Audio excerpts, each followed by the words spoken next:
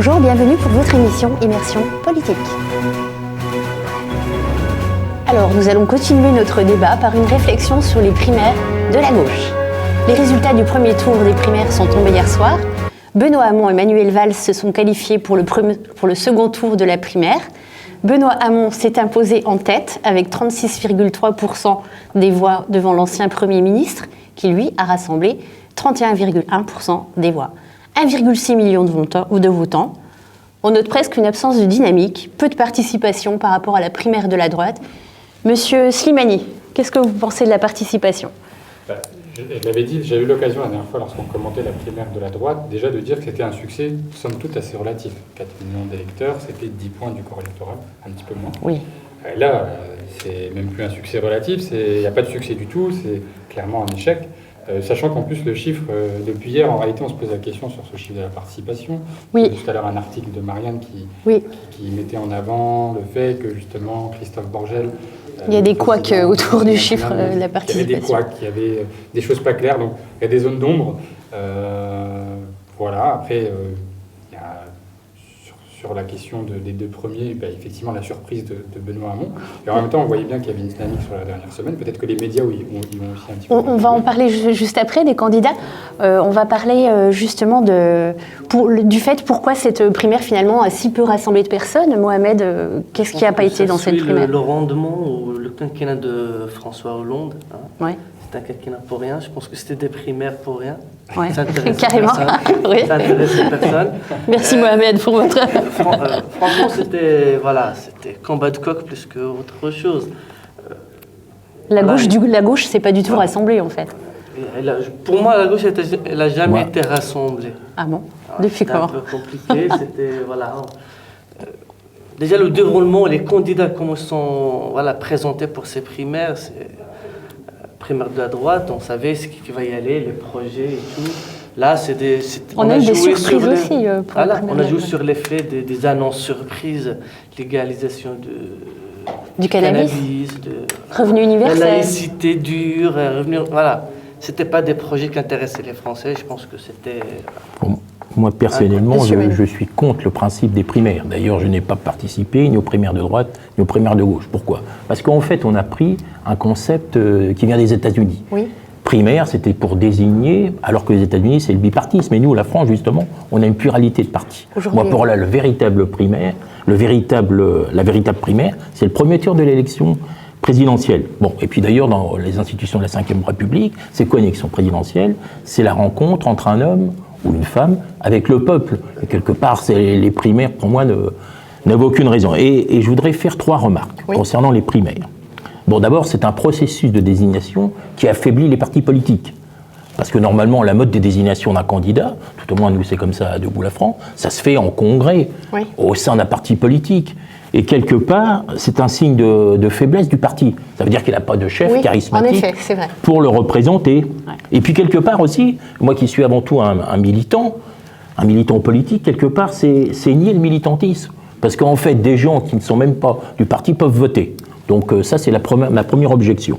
Et puis aussi, et tu en parlais tout à l'heure, la confiscation du débat démocratique. Car en fait, que ce soit la droite ou la gauche, vous avez 6 millions de personnes qui partent pour 44 millions d'électeurs potentiels. Voilà. Au détriment des autres courants d'opinion, dont celui que je représente. En plus, il y a une personnalisation à outrance, des batailles d'ego, et aussi un moyen d'exister pour certains candidats qui ne représentent rien, politiquement, ils ont le droit de se présenter, mais qui au moins ont une couverture médiatique. Alors que d'autres, je rappelle quand même que Debout la France, au dernier régional, au niveau national, a fait autant que le Front de gauche et les Verts. Voilà. Donc quelque part, c'est pas normal. Et puis, je m'interroge aussi, ma 3e observation, sur l'équité de traitement, car 6 millions d'électeurs ne représentent pas quand même 44 millions. Voilà les observations que je voulais formuler. Alors la gauche, bon... Oui. Donc la gauche, je peux continuer, oui. Alors concernant la gauche, je crois qu'on voit la fin de suprématie du Parti socialiste. En effet. À l'époque de François Mitterrand, et je peux en parler parce que mon père était socialiste pour la petite histoire, eh bien le François Mitterrand avait réussi à réunir toutes les gauches et à éliminer par exemple le Parti communiste, etc. Et il avait le leadership pour le Parti socialiste. Aujourd'hui, c'est la fin, voilà. Et je rappelle, et c'est fort possible, qu'en 1969, le Parti socialiste aux élections, c'était Gaston Defferre, le candidat avait fait 5%. Et on peut très bien imaginer qu'il obtienne 5%. Maintenant, on fait 5% au Parti socialiste, on a une chance d'être président. Sans compter, peut-être qu'on en parlera, il y a Macron et puis Mélenchon. Les primaires de gauche, c'était juste pour exister après l'élection, parce que l'échec, on le voit arriver. La gauche, elle n'est pas donnée au deuxième tour. Il faut être vigilant quand même avec les pronostics. On a vu justement sur tous les derniers mois, et c'était pareil à l'étranger, que ce soit sur le Brexit, sur Trump, etc. Après, sur la question du militantisme, juste pour répondre sur votre remarque, vaut mieux, à mon sens, quand même 1 million ou 1,5 million d'électeurs que quelques apparatchiks entre eux qui se désignent, surtout quand on connaît les combines d'appareils et les désignations, comment elles se font. Surtout le Parti socialiste, je crois que vous l'avez quitté. Je ne veux pas m'attirer de problème déjà suffisamment. Non, mais je pense que c'est pareil dans n'importe quel appareil. À partir du moment où il y a des enjeux dans un appareil, il y a tous ces problèmes. Et au moins, ça a le mérite comment dire. Parce que si aujourd'hui c'était l'appareil qui avait désigné, ce serait Manuel Valls qui aurait été désigné. Et on voit bien finalement que, entre guillemets, chez ceux qui se ressentent socialistes, pas forcément adhérents, mais qui se ressentent socialistes. Alors, justement, je crois que les candidats de la Belle Alliance Populaire, c'est un mot qui m'a fait rire, se sont engagés à soutenir le candidat arrivé en tête. Alors je vois mal M. Valls, et qui avait d'ailleurs théorisé les gauches irréconciliables, soutenir M. Hamon. Donc ça corrobore ce que je disais, à savoir l'éclatement du Parti socialiste. Alors, aujourd'hui, est-ce qu'aujourd'hui les partis représentent encore quelque chose? Non pas que je sois dans le discours anti-système, etc., mais simplement qu'on interroge la démocratie d'une autre manière, et plus forcément à travers le spectre partisan. Je pense que les primaires aussi, c'est un exercice aujourd'hui apprécié par les militants. Voilà, on a des militants, on a des courants maintenant dans des partis politiques, parce qu'avec la culture du chef, il y avait toujours une seule vision, un seul projet. Par exemple, maintenant, il y a des courants et tout, je pense que c'est un moyen de... Toi, par exemple, je crois que tu représentes l'UDI, mais regarde, on parlait de la primaire de la droite et du centre. Où était le candidat du centre? Il n'y en avait pas. Quelque part, pour exister, les centristes sont obligés de faire des alliances. Voilà. Oui. Oui, bah oui. Oui, donc c'est bien ce qu'on dit. Mais on avait notre candidat au sein des Républicains. Hein? Oui. Ça n'empêche pas, parce qu'on a travaillé toujours ensemble. Voilà. Pas totalement, parce qu'il y avait certains centristes qui soutenaient Sarkozy. Oui, ça c'était pour le côté. Alors, on va revenir sur l'échec donc de la participation à ces primaires. Donc, on a dit absence de chef charismatique, mais il y a eu aussi l'attitude d'Emmanuel Macron et de Jean-Luc Mélenchon, qui normalement sont de gauche et qui ont refusé d'y participer. Donc, effectivement, c'est le symbole d'une gauche complètement désunie. Mais on va revenir donc sur cette non-participation. Est-ce que c'était plutôt une erreur de leur part ou plutôt une stratégie? Comment vous analysez ça? Concernant Macron, je pense que c'était une stratégie. Stratégie, oui. Bon, Mélenchon aussi, d'ailleurs. Oui, en effet. Et je voudrais aussi dénoncer l'imposture de M. Macron. Oui. Bon, aujourd'hui, il veut apparaître comme un homme politique nouveau, mais il a quand même été en charge de l'économie de M. Hollande pendant 5 ans. Pas tout à fait. Je lui reconnais un certain talent, mais il est quand même aidé par les médias. C'est l'homme des médias. À quoi aujourd'hui on peut attribuer justement ce succès qu'il a, Macron? Parce que justement, il veut faire croire que c'est quelqu'un de nouveau. Ouais. Alors que c'est plutôt le candidat des banques. Hein. C'est un argument facile. En fait, c'est le banquier qui par exemple, il se dit homme de gauche. Moi, je ne sais pas s'il est de gauche. Il a quand même désindexé les pensions de retraite.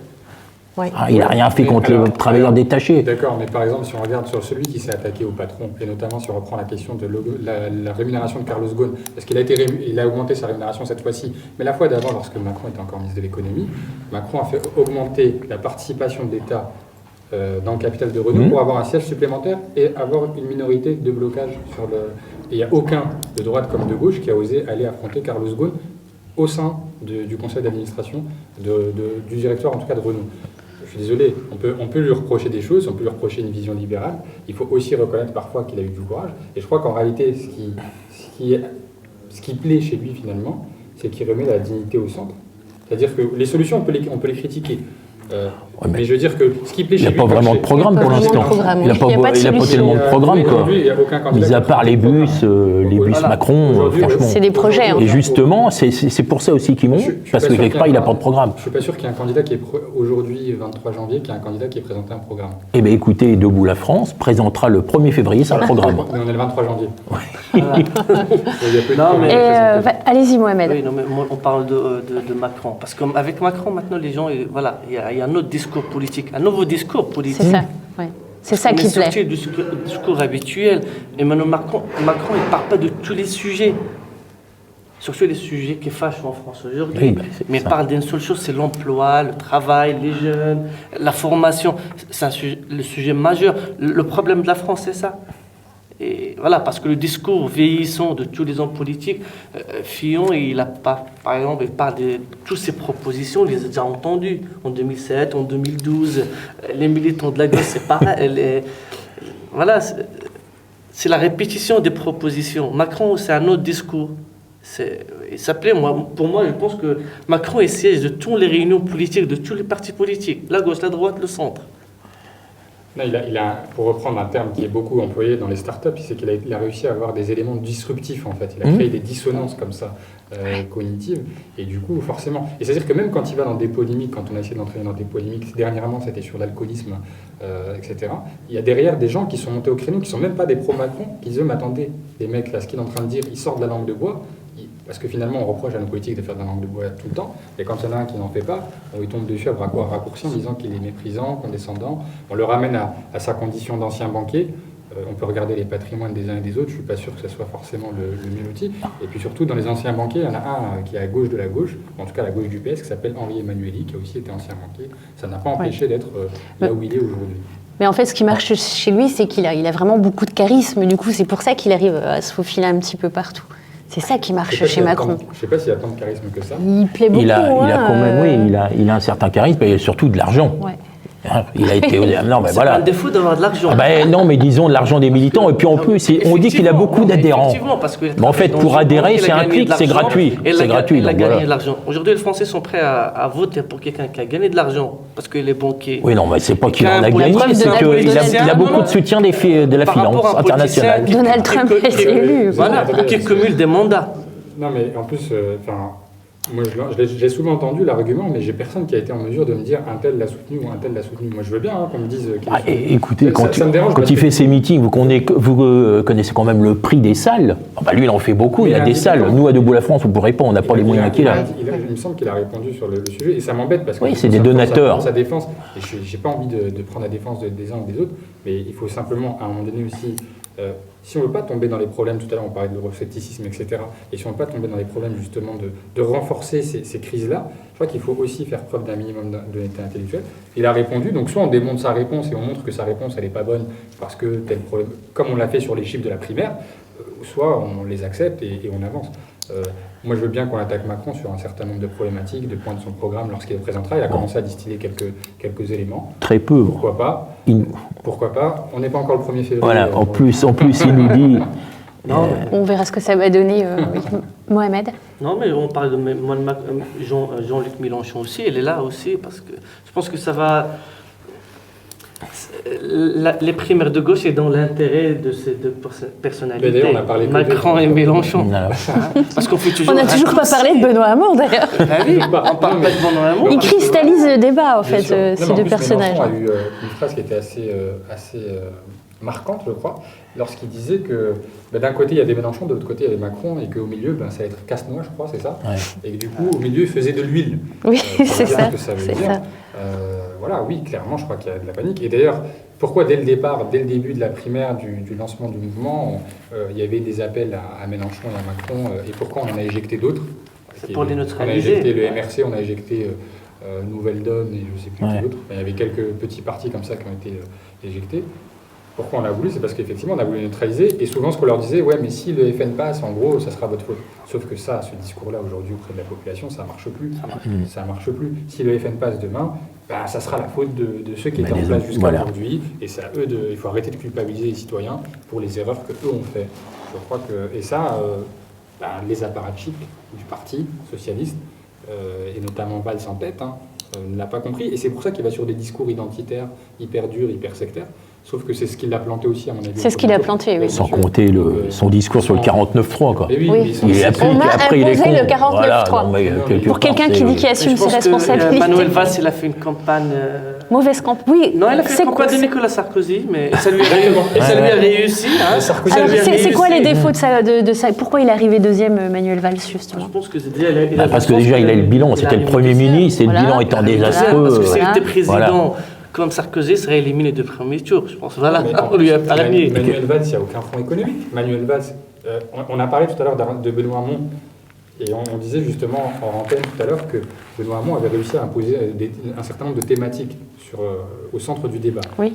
La légalisation Le revenu du cannabis, universel. le revenu universel. Ouais, mais sans financement. Mais ce que je veux dire, c'est que c'est lui qui a Ah donné oui. le tempo. Valls, citez-moi une seule mesure économique qui a été proposée par Valls. À part de dire je suis. Le celui bilan, qui peut j'ai porter l'expérience, le costume, voilà. Il n'y a rien. En fait, il n'a pas eu de proposition C'est pas forte. parce que Et là, on se demande Benoît- qu'est-ce qu'il va Benoît- proposer. Là, faut qu'il fasse Benoît Hamon, il a quelque chose. proposé. Il a proposé pour les Oui, Français. oui. On veut pas. Ah, il a- Valls, il a passé un mois à parler de je suis. Un égo j'ai changé, surdimensionné, c'est ce que je disais tout à l'heure. je fais la laïcité c'est ça. stricte. Puis, il n'a Sachant pas que c'est lui, endossé c'est le costume quelqu'un de- du candidat. Il est Voilà. resté. Il avait une intonation qui n'était pas Et puis je propre à pense celle d'un qu'il candidat. pensait Il était qu'il trop aurait dans le le costume. soutien encore du président de la Premier République. ministre. Et d'ailleurs, Après, il n'a pas eu le courage d'assumer Voilà, c'est ça. le bilan. Hein, de... C'est ça. Mais en plus, ce que C'est ça. disait Mohamed sur Sarkozy, c'est quand même assez frappant. C'est-à-dire qu'il a Ah été oui. jusqu'à Oui. imiter à la fois dans les discours, même dans la tenue vestimentaire. On se souvient Voilà. de cette sortie à Paris, là où il se fait d'ailleurs interpeller par les gens sur le 49. C'est fou où nous mène la politique. Il a, C'est Farine est pareil. Hein, Non, mais c'est Nicolas vrai. Sarkozy. Regardez bien Non, son- c'est- la tenue vestimentaire, ses costumes col roulé noir. Rappelez-vous la première sortie de C'est Sarkozy vrai, candidat c'est vrai. en 2012 de l'Élysée jusqu'au siège. Costume, col roulé noir. Enfin, je veux dire, à un moment donné. Et d'ailleurs, il y a eu un reportage il y a quelques années, je crois maintenant, sur les communicants en politique. Et son communicant, son spin doctor, expliquait justement qu'il avait la même stratégie que Nicolas Sarkozy, qui était celle de saturer l'espace et de balancer un certain nombre de problématiques pour qu'on parle de lui. C'est ce qu'a fait Sarkozy pendant toute la primaire. C'est ce qu'il a fait aussi, ou qu'il a essayé de faire. Bon, ça ne marche plus, en fait. On en a Bon. marre aujourd'hui quand on Manuel Valls a pris une gifle, hein, tout le monde l'a vu. Là, il a pris une claque. Alors, qu'est-ce qu'il va prendre au deuxième tour? Vous avez entendu sur Europe 1 aussi, il y a eu un auditeur qui lui a dit mais monsieur, on est 70 millions j'ai entendu. à vouloir Ah vous ouais. mettre une Voilà. gifle. Bien sûr. Je crois que c'est le retour du bâton, le retour de Ouais. flamme, à force d'attiser, de crisper, de chercher Oui. à cliver pour La cliver, loi. parce que Oui, La loi c'est ça. travail. il n'y a même C'est pas ça. de cliver pour quelque chose derrière. On l'a imposé sans débat. Alors justement, par rapport à la loi du travail, qu'est-ce qui a fait que... Est-ce que ça vous a surpris la victoire de Benoît Hamon? Non, Monsieur Manoury, pas vraiment, mais moi j'aurais pensé que Monsieur Montebourg aurait Montebourg été, aurait fait beaucoup voilà, plus. oui, Voilà. on a été assez Et comme surpris, justement, je crois que la grande erreur de Montebourg, c'est que lui, il est connu comme avoir une posture franc-parler. tribunisienne, un franc-parler. Voilà. Et là, je pense que ses conseillers lui ont dit qu'il faut avoir une Fonction image présidentielle. présidentielle. Donc C'est ça, en fait, peut-être il a qu'il manqué était- de sa verdeur, etc. C'est Et puis ça. peut-être que son programme n'était pas abouti. Mais pour revenir donc à Manuel Valls, Benoît Hamon, Manuel Valls, quand il a appris les résultats, il semblait plutôt heureux finalement d'être face à Benoît Hamon, parce que selon lui, selon un sondage, Benoît Hamon incarne mieux les valeurs de la gauche, tandis que Manuel Valls incarne mieux la fonction présidentielle. Et c'est là-dessus qu'en fait il se sent bien d'être face à lui, parce qu'il se dit finalement, il a un programme... Benoît Hamon a été élu grâce à son programme social, on va dire, écologique, il avait des propositions fortes. Tandis que finalement, tandis que Valls, lui, il est plus axé sur la sécurité, tout ça. Et Valls y croit, il pense vraiment qu'il va gagner. Moi, je crois Mais qu'il c'est faut lui. pas plus. je pense que Valls, il sait qu'il va y avoir une recomposition de la gauche. Et quelque part, si Hamon, parce que bon, les partis socialistes vont prendre une claque, je pense, hein, et bien quelque part, après, lui, il pourra jouer là-dessus. Moi, certes, j'ai perdu la primaire, hein, au deuxième tour, mais toi, tu as perdu la présidentielle. Enfin, moi, je me base par rapport à son discours d'hier soir, où il a attaqué le programme de Hamon en le qualifiant de proposition irréalisable, donc source d'une défaite assurée à la présidentielle. Avec Manuel Valls, par contre, il a dit c'est une gauche crédible qui se met en marche, donc une victoire possible à la présidentielle. Ouais, bien sûr, mais c'est pour ça que moi, je me suis dit, à mon bon... avis, c'est le champ du signe. Par C'est-à-dire contre, que tous les politiques vous diront qu'il ne faut jamais attaquer, même lorsqu'on est deuxième. Tous les politiques le font lorsqu'ils sont deuxième. Je crois qu'il y a un vent de panique qui souffle dans les rangs de Manuel Valls. Il y a 5 points d'écart quand même Oui. entre l'un et l'autre. Surtout qu'on ne voit pas ce qu'il peut proposer de nouveau durant Mais il y a cette zéro nouvelle proposition, semaine hein. de Est-ce qu'il dit, campagne. je suis crédible, bah oui, mais Sans la compter crédibilité- qu'il avait beaucoup au niveau des élus de soutien. Bon, Oui. ça, c'est une réalité. Ils vont avoir du mal à se rassembler quand même après le second tour. Ouais, Il je va falloir pense. quand même normalement qu'ils désignent un candidat de gauche. Enfin, c'est le problème du Parti socialiste. Ils vont se disperser, je pense qu'il va y avoir des ruptures. Si on écoute ce qu'il y a pu se dire dans les QG des uns et des autres hier, ils sont quand même, la plupart est quand même plus favorable à Benoît Hamon, parce que il y a effectivement les propositions économiques qu'il porte et avec lesquelles on peut ne pas être d'accord. Puis il y a un idéal de la gauche qu'elle a Il y a perdu. le personnage qui est quand même moins clivant. Et les valeurs de parti. Oui. Les valeurs Oui, c'est de ça. parti, déjà. C'est ça, c'est ça. Oui, c'est ça, parce que Valls, c'est quand même clivant, c'est quelqu'un de brutal. Oui. On est avec moi, on est contre moi. Quand vous êtes contre moi, vous êtes plus légitime, vous êtes plus crédible. Quand vous me sifflez, c'est la France que vous sifflez. Je sais plus, il y a eu un échange. Il a essayé de lutter contre sa nature pendant les débats. Oui, en plus, c'était une opération ratée. Ouais, parce qu'on l'a vu ça. On l'a déjà entendu. On l'a déjà entendu. Les échanges. Et hier, d'ailleurs, c'était assez. assez, C'était marrant de voir les politiques sur le sourire forcé devant les militants. Et puis, ils applaudissaient, et puis lui, il leur disait en gros, arrêtez, j'ai envie de parler pour me barrer plus vite. Et derrière, il continuait. Et on voyait quand même que c'était assez marrant. Moi, ça m'a fait rire, et ça m'a même fait plaisir, pour tout vous dire. Alors maintenant, on va revenir à Jean-Luc Mélenchon, donc le candidat de la France insoumise. Il est en train de réaliser une des campagnes les plus innovantes de la gauche. Il a créé sa plateforme YouTube qui fait des scores d'audience. Il a lancé une nouvelle émission intitulée Esprit de campagne, dans laquelle il dévoile les coulisses de sa préparation à la présidentielle, où il encourage les auditeurs à donner leurs avis sur sa préparation à la présidentielle. Il joue donc aujourd'hui la carte de l'innovation, de la transparence totale. Ça marche en fait ça, puisqu'aujourd'hui les sondages donnent quand même Jean-Luc Mélenchon 3e ou 4e au coup à coup avec Macron, ça marche. Il est désigné par un parti, c'est-à-dire qu'il a lancé un mouvement qui s'appelle France Insoumise. C'est-à-dire que c'est pas un parti qui le désigne, c'est ni le parti de gauche ni le parti communiste. D'ailleurs, on voit bien que c'est une nouvelle politique qui se met en place en fait. Disons, c'est étonnant pour quelqu'un de gauche, il essaie d'avoir une démarche gaullienne, savoir c'est un candidat du peuple parce que lui serait face à, il veut faire la 6e République, mais c'est face à une nation, etc. Et en effet, on va rajouter aussi l'hologramme, l'histoire de l'hologramme, qui veut être présent partout, dans toutes les villes de France. Ça porte à sourire, mais c'est une bonne idée en fait. Le problème, c'est qu'aujourd'hui, il y a une confiscation, je disais tout à l'heure, du débat démocratique, donc c'est un moyen d'exister. Et quelque part, aujourd'hui, il va falloir utiliser les nouvelles technologies. Les nouvelles technologies, soit avec le sens de la formule. Oui, avec son discours, c'est ce que je pensais, oui. Quelque part, un parti qui a moins de moyens doit démultiplier pour entrer dans les foyers en utilisant les nouvelles technologies. C'est très malin et ça montre justement... C'est aussi une leçon, à mon avis, que devraient retenir les différents politiques. Ça montre que tout n'est pas une question d'argent. Et je crois qu'on peut même le décliner au niveau des collectivités, etc. Tout n'est pas une question d'argent. Il faut être parfois créatif. Il a été créatif sur ce coup-là, il faut le reconnaître. Parce que la chaîne YouTube, c'est un vecteur de communication, mais c'est aussi un vecteur qui va lui permettre de rentrer de l'argent. Parce que vous savez que quand vous avez une vue sur YouTube, vous récupérez 1 euro. D'ailleurs, Marine Le Pen aussi innove, elle aussi, sur sa page Facebook. Elle propose une lettre par semaine. Elle propose même aussi une série intitulée 2017 en toute simplicité. Elle fait des lives, les internautes lui posent en direct des questions. Ça fonctionne aussi. Donc finalement, aujourd'hui, ce qu'on peut se poser par rapport à ça, les succès de Marine Le Pen, de Benoît Hamon, de Jean-Luc Mélenchon ne sont-ils pas symptomatiques d'une France qui change, qui veut des idées nouvelles, une nouvelle façon de faire et de penser la politique ? C'est peut-être là les signes de la fin de la politique telle qu'on la connaît depuis des décennies, les signes aussi que la Ve République a fait son temps et qu'il faut peut-être passer à une nouvelle République. Qu'en pensez-vous, monsieur ? Je pense que moi je suis attaché à la Ve République, mais néanmoins, s'il y a des amendements, on peut le faire. Je crois qu'on utilise des nouvelles technologies. D'ailleurs, c'est Obama, je crois, qui a été le premier aux États-Unis. Et c'est un moyen aujourd'hui pour se faire connaître, démultiplier, véhiculer ses idées, son projet. Répétez-moi la question, je l'ai oublié. Est-ce que ce n'est pas les signes d'une nouvelle ère politique qui arrive, que ce qu'on a fait avant, finalement, incontestablement, faut l'oublier, puis passer à autre chose. C'est la mort plus ou moins des partis traditionnels, quoi. C'est ça. Je pense qu'il va y avoir une évolution. La façon de faire, de penser la politique, enfin, de la on parle toujours de proximité, mais tous les modes électoraux éloignent justement. On a maintenant des grandes entités, comme la région Grand Est, on a l'Europe des grandes...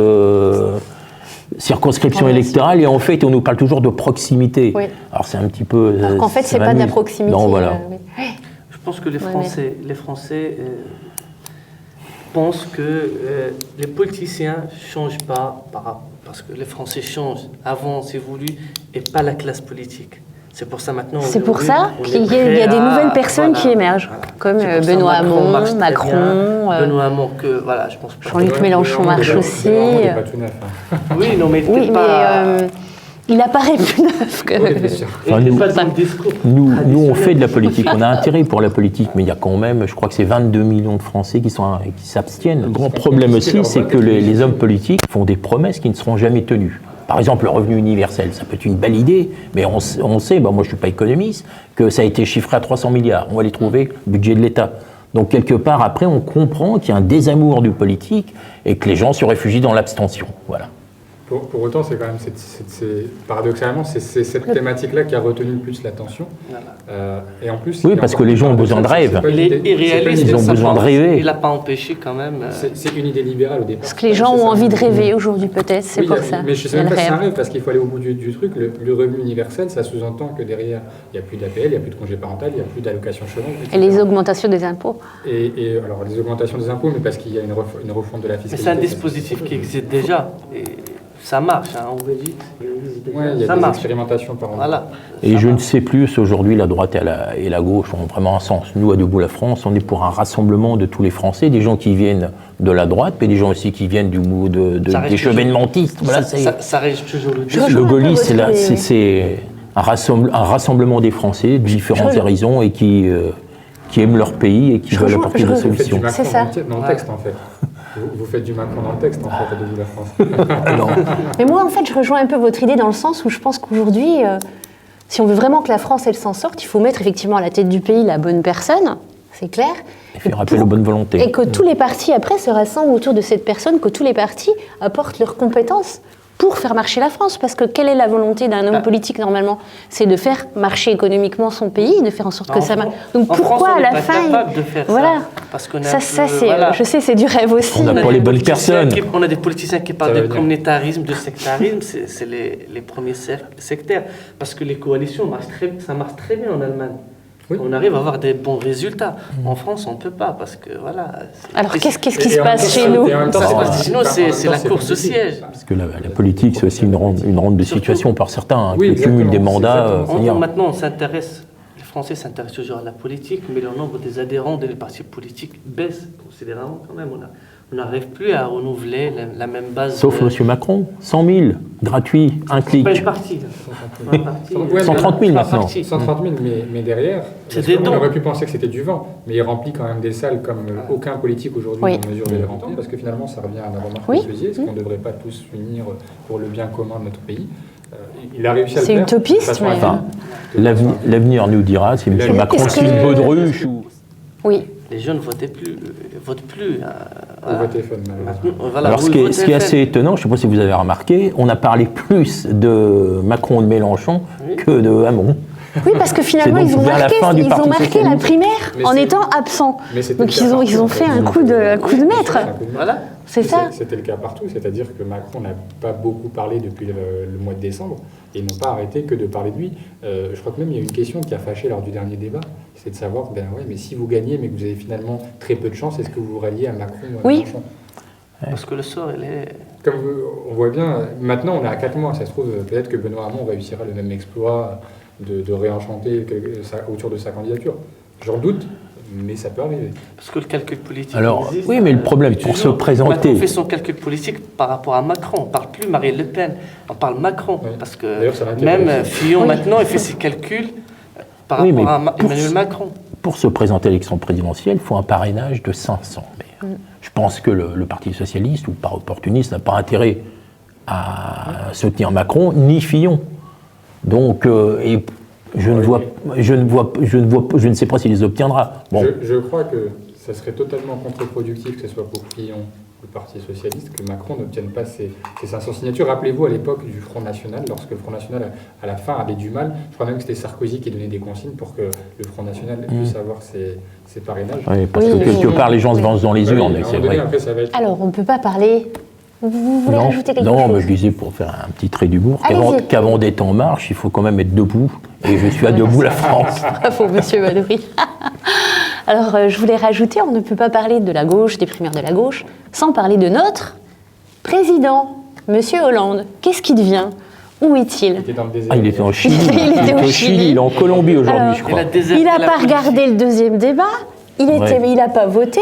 Qu'est-ce qu'il fait? Il déserte Bah, la politique. quelque part, c'est quand même une offense au Parti socialiste. Il a quand même été longtemps le premier secrétaire du Parti socialiste. 10 ans. 10 ans, je trouve ça complètement... Enfin, Ça décrédibilise la politique, quoi. Une forme À la de limite, mépris, qu'ils prennent parole et qu'ils disent, bon, je suis président de la République, Et je déjà, suis donc c'est ces au-dessus des primaires-là partis, qui mais l'ont permis qui disent, quoi. Oui, cette primaire qui avait été Voilà. prévue pour lui. Voilà, Au moment pour de- lui. Voilà. J'ai plus souvenir de son discours au moment de son retrait, mais je crois qu'il avait laissé entendre quelque chose comme ça qui resterait en Au-dessus dehors des- du débat. Et ce Ça, qu'on- le premier point. Le deuxième point, je peux aussi comprendre, parce qu'à un moment donné, il s'est quand même fait saborder par son propre parti. On se rappelle des frondeurs, etc., dont Benoît Hamon d'ailleurs était un des leaders. D'ailleurs, Benoît Hamon, lorsqu'il était même dans le gouvernement, il semblerait qu'il organisait la fronde, hein, donc c'était assez drôle de voir ça. Je pense que Et c'est le ça aurait gagnant, été ouais. trop difficile pour lui de choisir entre les frondeurs et son ancien Premier ministre. Non, mais je pense Il a qu'on pas peut envie de choisir. choisir. Puis Mais quelque au- part, c'est un aveu d'échec. Un président de la République, on n'a jamais vu ça sous On la n'a jamais cinquième, vu ne ça, se ouais. présente pas. L'échec, oui, mais la démarche, ouais. je pense que. Mais il y a un voilà. profond détachement chez lui qui est assez marquant. Et d'ailleurs, qu'est-ce qu'il va devenir après? Est-ce qu'il va continuer Oh, il va faire des sa conférences carrière comme M. politique Sarkozy, bien payé. Je m'inquiète pas pour Je lui. pense que oui. C'est vrai, Voilà. quoi, si T'inquiète pas je fais pour la- lui. Oui, D'accord. voilà, on le recasera. Bon, ben écoutez, on arrive à la fin du temps imparti pour notre débat. Alors, une dernière petite question. Vos pronostics pour le vainqueur du second tour de la gauche? Ah, de la gauche. Primaire C'est- de la gauche. Je pense que c'est Hamon. Hamon Mathématiquement, il y a de fortes chances. Oui, avec puisque le ralliement Montebourg, de voilà. Montebourg. Et Martine Aubry, ouais. Et Martine Aubry, oui, en effet. Ah, Je on- pense, mais on sait aussi que les sondages, ce n'est pas une science exacte. D'accord. Alors, Hamon. Ah bon. Oui, oui. Benoît Hamon. Moi, j'aurais dit Macron, mais Ah bah par contre, on peut... Hamon aussi, donc tout le monde est pour Hamon. Enfin, pour... Voilà. on pense éventuellement qu'il sera... Bon, premier. mathématiquement, puis il y a une dynamique, il y a une dynamique Voilà, aussi. ça, donc là, les vestes sont en train de se retourner, c'est assez drôle. Ou alors, vous avez des soutiens très agressifs qui vont parler de communautarisme, de je sais pas quoi, qui sont incapables de définir au demeurant, mais qui vont toujours pas sur le fond. Donc je pense que c'est plié, ça sera un... On retient vos opinions, on aura l'occasion d'en redébattre à nouveau. Donc, C'est là qu'il va perdre et que vous allez nous dire que c'était merci de nous avoir suivis. Merci à vous trois pour votre participation à cet échange rempli de passion. Merci Voilà. pour la bonne humeur sur ce plateau. Merci à vous. Merci, merci. On se retrouve dans un mois pour une nouvelle émission. À bientôt. Bye bye.